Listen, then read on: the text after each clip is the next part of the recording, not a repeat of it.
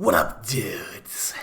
It's Gaz, and welcome back to another Warframe video.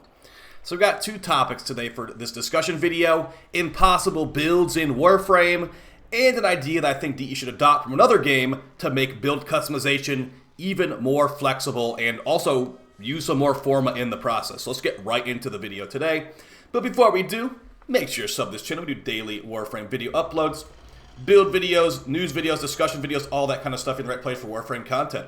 I'll be live tomorrow on the live stream channel with the weekly reset and the weekly reset overview video on this channel. So yeah, get ready for that stuff. All right, so let's start with the first topic of today's videos, and that's going to be impossible builds in Warframe.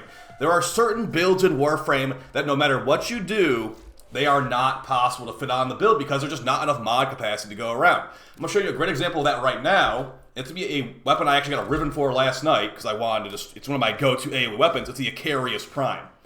Now, what you're looking at here is every slot on the weapon forma. So we've got V polarities, dash, like all the stuff that we need, and all the mods, for pretty much every mod is a Prime mod. So if you look at the top left corner, our mod capacity is 0 out of 60 remaining.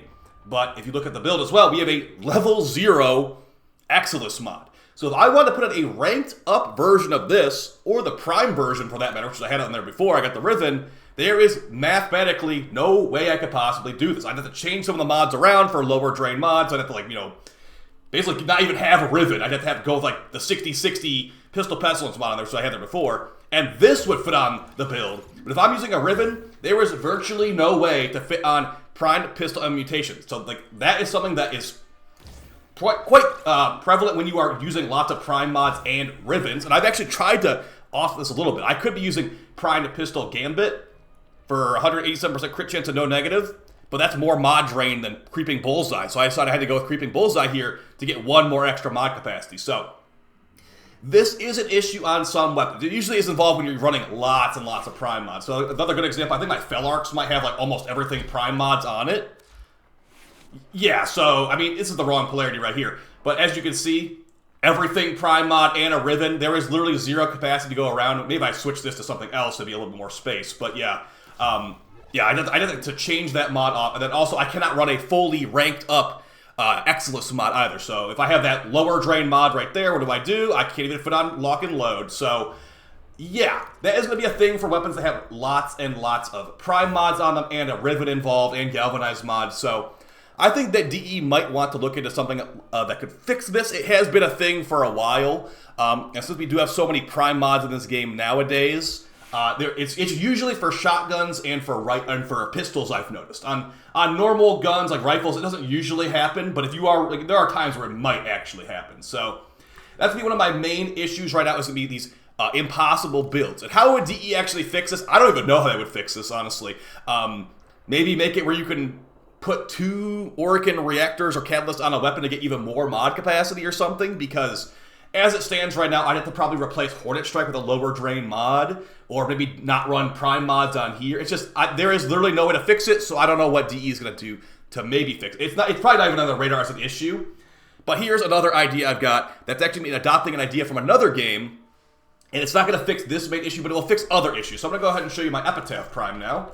And the other problem we have with builds in this game, sorry, I just didn't mean to take a screenshot there.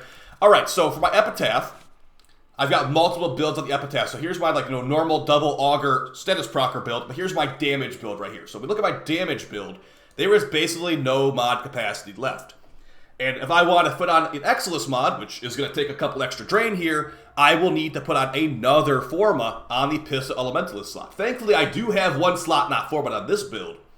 But as you can see, we are at 0 drain, and we need to forma one more time to fit on that last mod spot. But the thing is, if I put a D polarity on this build right now for Pistol Elementalist, what about the builds I'm not using Pistol Elementalist on? I will have a useless polarity, because as you can see on this build I usually use, or I sometimes use, we have a V polarity in the bottom right corner. So if I put a D polarity on the other build, it would be useless on this one. So my idea of what DE could adopt is going to be a system from another game that is heavily inspired by Warframe. It's going to be called The First Descendant. I know some of you guys don't like that game as much, but they do have a lot of ideas that are similar to Warframe. So here's a great example too.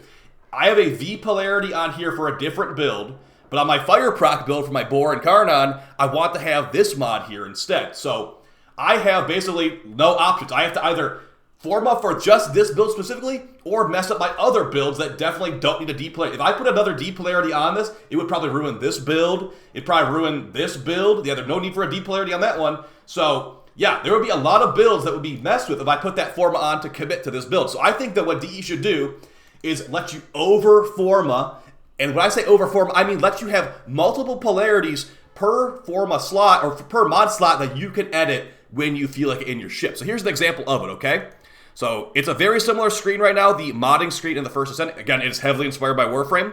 But we go to this second button here, you can see I have different polarities on these different slots. So for example, let's see what I click on here. So I click on the bottom left corner polarity. I can change between the two polarities I have modded onto this thing and have it on different builds with different polarities. I can switch back and forth whenever I feel like it. So from a triple dash polarity to a shuriken polarity, and you can actually go to the no polarity if you want to. So you can have full customization of your build. But the thing is, you are using extra formas to get access to this feature. So it would be a good use, or rather a good, smart reuse of content in Warframe to make it where higher amounts of forma is actually incentivized for full build customization. And that being said, people will be like, well, this is for late game players. Yes, it is for late game players, but there are people who play this game that have multiple versions of some of these frames because you can't fit multiple builds on the same character. For example, I'll show it right now, my chroma. I've got a chroma for Prophet Taker Umbra tanking, and I've got a chroma for shield gating level 10,000. The different frames cannot, they don't work basically. I can't have an Umbra forma on my shield getting chroma because it's fully on shield gate. I don't need any armor, any health, anything like that. But the other chroma build, I don't want a shield gate on it. It's for Prophet Taker. I want to be as tanky as possible so I don't be getting killed by that Prophet Taker. So this triple Umbra forma chroma build would not work with shield gating. And if it did work with shield gating, it would have to be a lot of mods messed up. So if they added this system I'm talking about, they could even throw Umbra formas in here as well. You could have a universal polarity slot if you drop like 5 or 6 forma on a singular slot on your build. That would be very niche for specific extremely late game players. But yeah, it would be something that I would actually use, giving more customization on my builds. Having to have multiple of a single frame is kind of weird to me. It's always been weird to me. I've never liked doing that. And this would technically change it. You'd be able to have, I'd be able to have my shield getting chroma and my Umbra chroma on the exact same chroma prime. No second chroma needed. So let me know how you guys feel about this in the comments down below. I think that the second idea or I don't even have a solution to the first one, honestly. The second idea, the over forma thing, would be great for Warframe. I would love that. But yeah, I don't know how they've really fixed the whole impossible builds thing. Maybe universal forma would help with that, but again, there are certain builds you just can't even do. So I don't know what Dee's gonna do about that. Let me know how you guys would fix the impossible builds, air quotes, problem in the comments, because I don't know if it's fully a problem. It's a problem to me, but it's not a problem for most players unless you're going for a fully primed, fully galvanized, rivened up build. So I'll see you guys next time. Hope this discussion video was fun to you, and then take it easy, guys. Bye.